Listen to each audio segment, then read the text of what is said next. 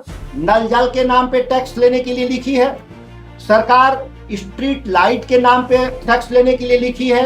वसूलने के लिए बिहार के 13 करोड़ जो गरीब लोग हैं, अगर उसकी खर्चे देखें लागत टैक्स वसूली का, तो उससे ज्यादा होगा। अभी तक जो हमको गांव के लोगों को देना पड़ता था, गांव के लोगों को धमकाया जाएगा कि आप तो या तो हाँ में हाँ मिलाइए, जमीन को लूटने दीजिए, नहीं तो आपके घर तो रोज जीवन बिहार के 35% आबादी गरीबी रेखा के नीचे रहते हैं, जिसकी वो आमदनी 1200 रुपया महीने की है।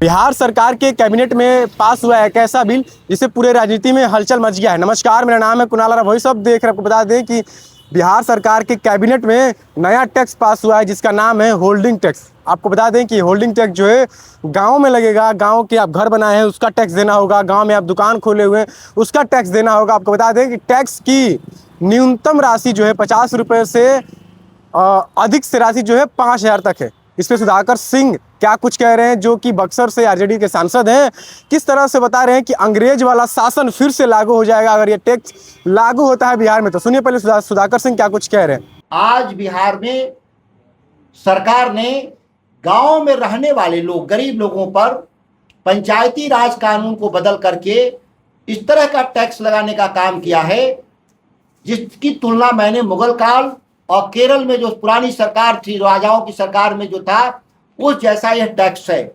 मैं ये कह रहा हूं कि उससे ज्यादा खतरनाक तरीके से लागू किया गया है। पूरे गांव के ग्रामीण अर्थव्यवस्था, पंचायतों में रहने वाले लोग का जीवन नरक समान बनाने के लिए इस तरह का कानून लाया गया है, जिसमें सरकार नल जल के नाम पे टैक्स लेने के लिए लिखी है, सरकार स्ट्रीट लाइट के नाम पे टैक्स लेने के लिए लिखी है, सरकार खेतों में जो पटवन होगा सिंचाई विभाग के द्वारा या ट्यूबवेल के द्वारा उस पर भी टैक्स लेने की बात कही है। आप गांव में घर बनाए हैं उस पर भी टैक्स लेने की बात कही है।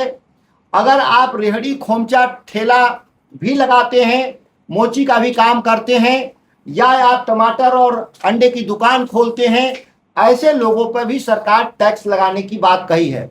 वह टैक्स न्यूनतम 100 रुपये प्रति परिवार से लेकर 5000 तक भी हो सकता है, ऐसा बिहार सरकार ने कहा है। सवाल यह है कि टैक्स क्यों चाहिए सरकार को, और ये सरकार को इससे कितना टैक्स मिलेगा, एक अभी तक सरकार ने नहीं बताया। 2 करोड़ बिहार में जो घर हैं, अगर हम एवरेज 200 रुपया भी अगर माने टैक्स, तो छोटा सा पैसा टैक्स मिलेगा सरकार को। 4 से 800 करोड़ रुपया टैक्स मिलेगा। ये 4 से 800 करोड़ टैक्स वसूलने के लिए बिहार के 13 करोड़ जो गरीब लोग हैं, अगर उसकी खर्चे देखें लागत टैक्स वसूली का, तो उससे ज्यादा होगा। अभी तक जो हमको गांव के लोगों को देना पड़ता था, अपने बिजली जलाने के भी पैसे लोगों को देना था, टेलीफोन इस्तेमाल कर रहे थे मोबाइल, उसका भी पैसा वो दे रहे थे, नमक से लेके कफन तक खरीद रहे थे उस पर भी जीएसटी वो 18 से 20% दे रहे थे, डीजल पेट्रोल इस्तेमाल किया उस पर टैक्स दे रहे थे, गाड़ियों पे चढ़ रहे थे उसका भी वो भाड़ा दे रहे थे। तो कोई ऐसा नहीं था जिसमें वो लगातार हमारे देश के और बिहार के गांव के लोग पैसा नहीं दे रहे थे। फिर उनके ऊपर यह दोहरा बोझ बढ़ाने की क्या जरूरत, जबकि जमीन जो है, जमीन जो खेती करते हैं उसको भी मालगुजारी देते हैं सरकार को। ऐसा कोई तरीका नहीं है जिससे सरकार पैसा नहीं वसूल रही थी। देखिए, इसमें एक बड़ा गहरा षड्यंत्र है। गहरा षड्यंत्र क्या है कि जो लोग राज सत्ता के खिलाफ विद्रोह करेंगे, जो सरकार की बात नहीं मानेंगे, अडानी अंबानी के लिए जो जमीन अधिग्रहण हो रहा है सैटेलाइट सिटी बनाने की बात, गांव के जमीन को कब्जा करके, इस तरह के तमाम लोगों में जब विरोध करेंगे, तो ऐसे लोगों को ये होल्डिंग टैक्स, जो पंचायती राज सरकार का जो होल्डिंग टैक्स जो कानून बनाया है, जो अभी कैबिनेट ने पास किया है, इसके जरिए गांव के लोगों को धमकाया जाएगा कि आप तो या तो हाँ में हाँ मिलाइए, जमीन को लूटने दीजिए, नहीं तो आपके घर बुलडोजर जाएंगे। जैसे पटना में अगर कोई सरकार की बात नहीं मानता है तो उसको नगर निगम के द्वारा नोटिस किया जाता है कि हाँ भाई, आपने जो घर बनाया है वो इलीगल है, या उसका फ्लोर रेशियो है ज्यादा बनाए हैं, तो डर से लोग, शहर के लोग क्या करते हैं, सरकार की हर बात को मान जाते हैं, कोई विरोध दर्ज नहीं करते। उसी तरह से चाहते हैं कि ऐसे कानून के जरिए गांव के लोग जो अपनी स्वतंत्र पहचान रखते थे, स्वतंत्र राय रखते थे, उनकी राय को कैसे दबाया जाए। एक नए औपनिवेशिक तरीके का यह कानून, इंपीरियलिज्म, नए तरीके से, किसके द्वारा, ब्रिटिश हुकूमत के द्वारा नहीं, विदेशी ताकतों के द्वारा नहीं औपनिवेश कायम किया जा रहा है। हमारे देश में हमारी ही बनाई हुई सरकार के द्वारा एक उपनिवेश के तौर पे हमको इस्तेमाल करने के लिए इस तरीके का कानून पास किया गया है। कानून तो पहले से था 2006 से।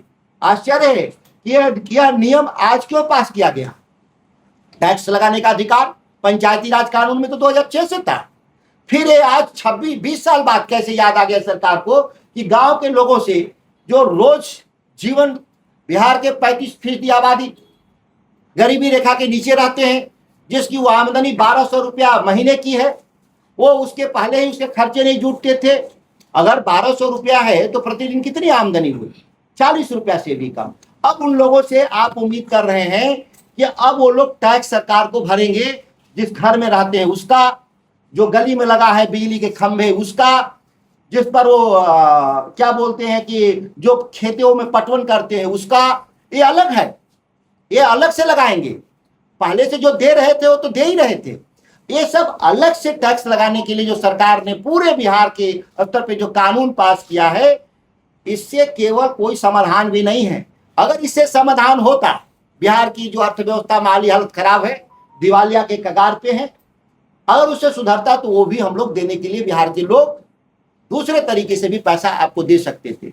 आप सरकार के तौर पे 100 तरह का टैक्स पहले ही लगा रखे हैं, आप उसी टैक्स को बढ़ा लीजिए। आप जमीन पर आप पैसा लेते हैं मालगुजारी, उसी पर बढ़ा लें। आप जीएसटी लेते हैं लोगों पर, उसी से बढ़ा लें। या आपको बिजली के बिल लेते हैं उसी पर बढ़ा लें। आप टेलीफोन का कनेक्शन दिए हैं उसी पर आप टैक्स बढ़ा लें। लेकिन आप नए टैक्स क्यों लगा रहे हैं? जितने तरह का टैक्स बढ़ेगा उतने ही तरह का शोषण ग्रामीण क्षेत्र में बढ़ेगा। अब ग्राम सेवक केवल जो सेवा के लिए था, अब वो सेवक नहीं रह जाएगा, वो ग्राम सेवक अब मालिक हो जाएगा गांव का, जिसके जरिए सरकार लोगों को धमकाएगी कि हमारे खिलाफ आप गए तो आपका जमीन हम कब्जा कर लेंगे, आपका हम घर कब्जा कर लेंगे, आपका घर ढहवा देंगे। जिस राज्य में 35% आबादी के पास, 70% आबादी के पास, जिस राज्य के 70% आबादी के पास कोई आमदनी का फिक्स जरिया न हो, तो खर्चे फिक्स क्यों कर रहे हैं आप? बहुत महत्वपूर्ण बात है। हम बाकी जो टैक्स दे रहे हैं, वो जीएसटी के रूप में दे रहे हो, या हम बिजली बिल के रूप में दे रहे हो, या हम टेलीफोन बिल के रूप में दे रहे हो, वो तमाम हमारा वेरिएबल है। मतलब हमके पास होगा, यूज करेंगे तो देंगे। तो जब हमारी कमाई नहीं होगी तो हम नहीं यूज करेंगे, हम नहीं देंगे टैक्स। लेकिन आपकी कमाई हो या ना हो, पंचायती राज के माध्यम से जो ये हम टैक्स वसूलेंगे फिक्स है, देना ही होगा महीने में। नहीं देंगे तो क्या होगा? SARFAESI act. सरकार अपना पैसा कैसे वसूलती है? सरफेसी एक्ट, जिसमें डीएम बैठ करके, सिविल एसडीओ बैठ करके वो तय कर देगा कि या तो पैसा दीजिए या आपको हम जेल भेजेंगे। आप लोन लेते हैं तो जेल जाते हैं कि नहीं? टैक्स नहीं जमा करेंगे तो जेल जाएंगे। ये सरफेसी एक्ट के जरिए उसमें से आम लोगों का, जो गांव में लोग हैं, उनको जेल भेजने का भी काम करेंगे।